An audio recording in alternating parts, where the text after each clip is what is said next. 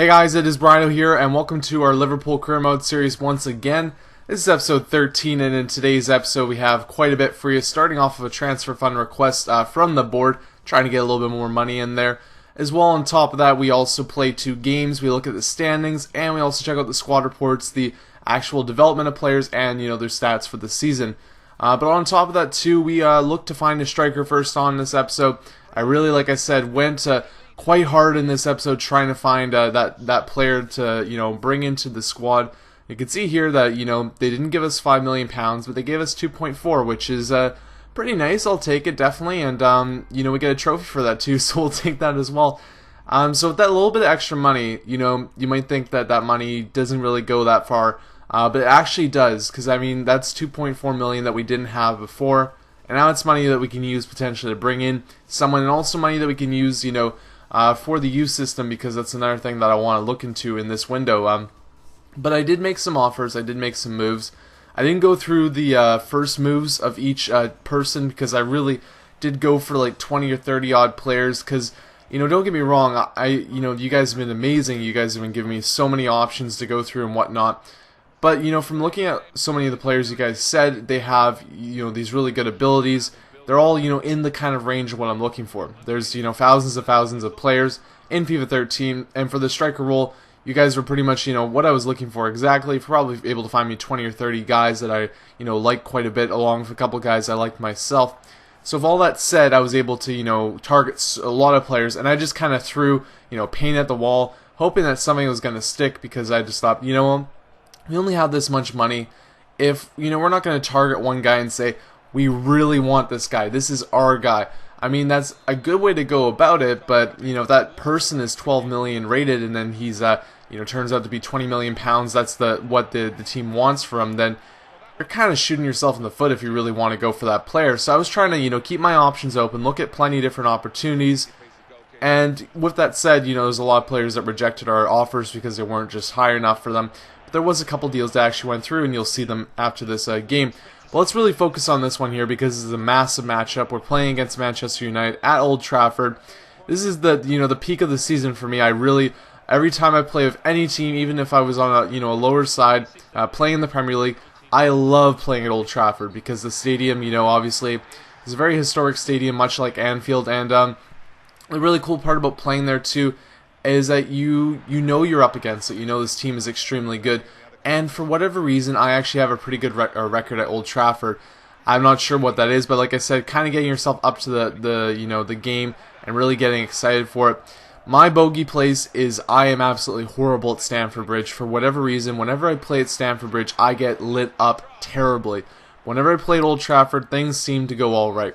So you can see in the first half here that this is probably the best game we've ever had against the top side in the Premier League this season, because we actually controlled most of the play, and they did get some opportunities at the end of the half there, but we were the team really in control of most of the play. You can see the shots were quite even, the possession was quite even, but compared to previous games where we've had a lot of trouble, this one was the one that I really enjoyed, because I mean, we were actually holding our own. We weren't being attacked, bombarded at the net, and our goalkeeper Bernd Leno wasn't really tested at this point. So overall, it was a good start to the half. You can see at the beginning of the second half, though, there was a long chance that almost tested Bernd Leno. He was able to grasp that one, and everything was all right.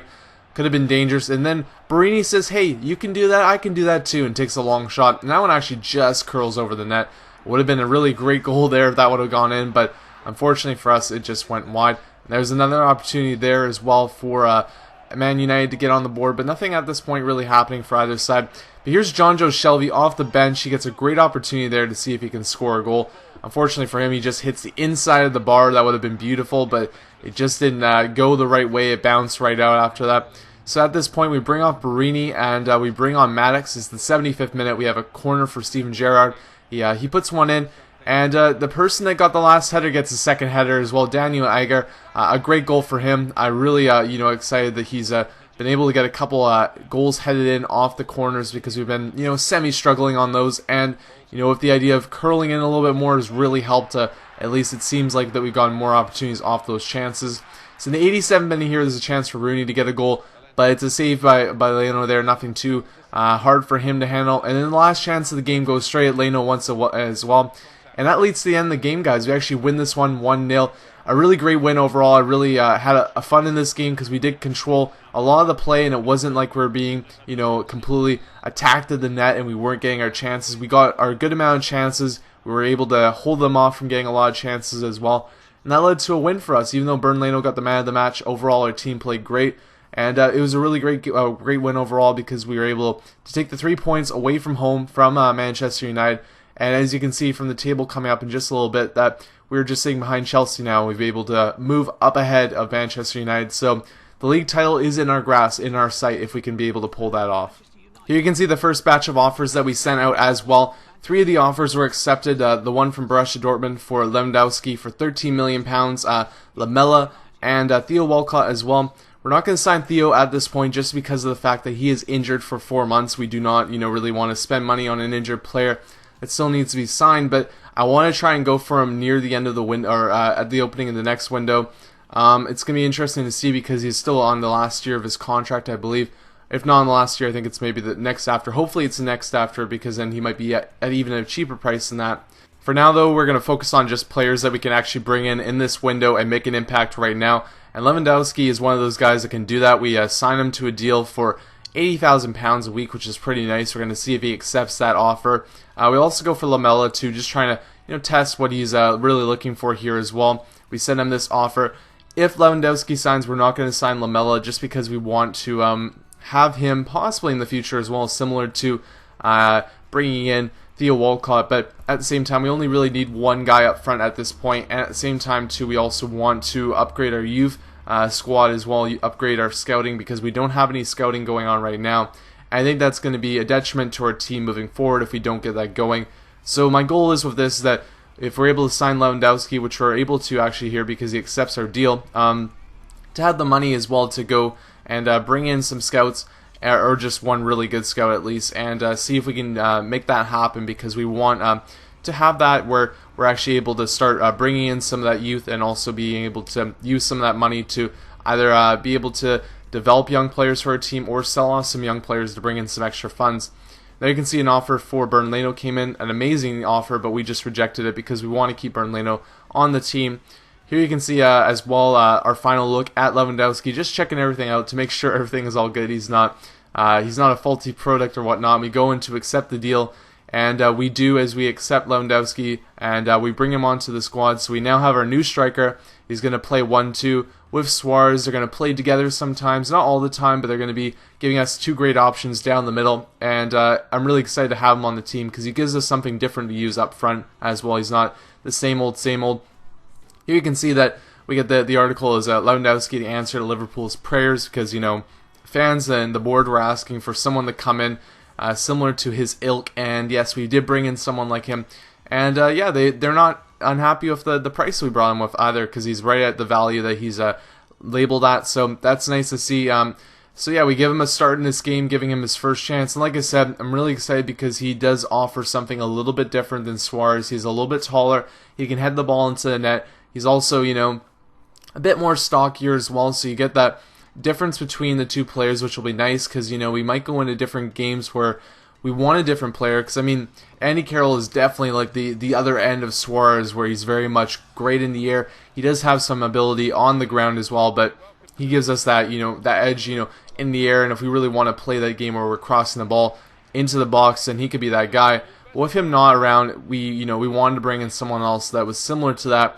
But at the same time, too, the great part about Lewandowski, at least from what I've had with him previously, is that he's great both in the air and on the ground. He's got amazing skills with his feet, and he's able to score great goals as well. So I think he's going to be a great fit for the team because he gives us that second option. At the same time, too, if we ever need to rest one of the players, or ever one of the players gets injured, we don't have to worry about us being undermanned up front now, because we have 2 great players down the middle that can play, and we're not going to be really stretching ourselves to have bring in another player or use someone that is not ready to play that role as of yet. So moving into this game against Norwich City here, we start a lineup that definitely not our strongest, and the reason for this is because we're putting a lot of emphasis on the League Cup against Arsenal, our second leg matchup in the semi-final against them. I still think that the domestic cup obviously is the FA Cup, but I still think that if we do reach the final in the League Cup, it will count as our domestic cup goals. I got to hold on to hope for that, because I think that I've seen that in the past when I've made it to either cup in the past. I think that they've counteracted, they give you that goal and you can make it in either of the cups that you're entered in. But I can't say that for sure, and I might be just spouting out random rubbish. But at the same time too, we got to give it a shot, we got to give it a try, and it would be nice nonetheless to still defend our title as League Cup champions. So I'm really hoping that we can be able to do that. But it's a wait and see, obviously. But like I said, in this game, we did start a little bit of a younger squad, a little bit more of an unexperienced one, but not too much, because we still wanted to win this game because we've been on quite a roll. But you can see here early on that we did give up the goal to Norwich, which wasn't that great of a goal. Daniel Agger had the yellow card quite early on in this game, and he was coming in on the challenge there against the other player. I thought Bernlino would get to it. That's why I didn't tackle or really push hard, because I was trying to be careful. I didn't want to get the red card early in this game, especially with Agger. I didn't want him to be out for the League Cup matchup either. So it was one of those things where maybe I should have pushed a little bit harder and we could have saved that goal. But it is what it is, and we unfortunately go down 1-0 in this game at this point. But moving ahead to the second half here, we get a nice opportunity from Glenn Johnson there, taking the shot from long range. Almost really challenges Reddy, but nothing comes of that one there for us. And we continue the chances here. Martin Skirtle with the little back heel there. I thought that was quite funny. I was trying just to hit the ball. I was jamming the circle button, but that one was an interesting one to say the least. And here in the 56th minute, Robert Lewandowski gets his first goal as a Liverpool player. Like I said, using his head that time around. And you know what? That's the first goal of this game, but only a couple minutes later, Robert Lewandowski, once again on the ball, takes a long shot with his foot there. And that's a great one. I wasn't expecting that one to go in. I was really excited at this point because I was thinking, he wasn't having the best start to his game. The first half was a little bit quiet from him, and I was thinking, well, this is going to look bad if I don't have a good game with him. And then, little did I know he was just saving it for the second half there. 2 quick goals to get us, right and back into this one with the 1-goal lead late on in this game. Here's Neri Shaheen with a chance, and Barini right there had an opportunity to put that one away. We did sub off Lewandowski at this point just because we wanted him to be fresh for the next game. Wanted him to be available along with Suarez to play in our League Cup matchup. But that decision might come against us here as the pressure starts coming a little bit more from Norwich City as they're trying to get that equalizer goal at this point. We make a change, bring on Lucas Leiva, trying to bring on a little bit more of a defensive presence in our midfield. But it goes all for naught as they get an opportunity off the corner here, and Ward scores the goal from them in the 85th minute. So unfortunately, the game is now tied at this point. We only have about 6 or so minutes to get this game back in our favor. We do get one chance here at the 90th minute mark, but it's an opportunity that Leiva doesn't get as I'm trying to bring the ball down so he can take the shot. I don't jump up for it, and the Norwich player is able to clear it out there. And that ends this game at a 2-2 draw. So after our big win against Manchester United, we kind of falter in this game, unfortunately. And that leads to us being down. Now losing 2 points in this matchup. That's all right. We did have a great game against Manchester United. That's the end of this episode 2. I'll leave you guys with the standings along with the squad reports, seeing both sides of the squad reports. I hope you guys enjoyed this episode, and episode 14 will be up either late tonight or tomorrow sometime. And Cheers. let's take a look at what those results mean to the league table. At the top of the table remain Chelsea with 53 points, with a game in hand on the team below. In second, Liverpool with 53 points, but only behind on goal difference. In third, Manchester City with 50 points. In fourth, Manchester United with 50 points, with a game in hand on the team above. In fifth, Arsenal with 47 points. In sixth, Tottenham Hotspur with 42 points. In seventh, Newcastle United with 37 points. In eighth, Aston Villa with 37 points, but only behind on goal difference. Bottom of the table, West Bromwich Albion with 9 points. And then reading up the table, second bottom, Southampton with 11 points, but only behind on goal difference. Third bottom, Reading with 11 points. Fourth bottom, Norwich City with 12 points. Fifth bottom, Stoke City with 19 points.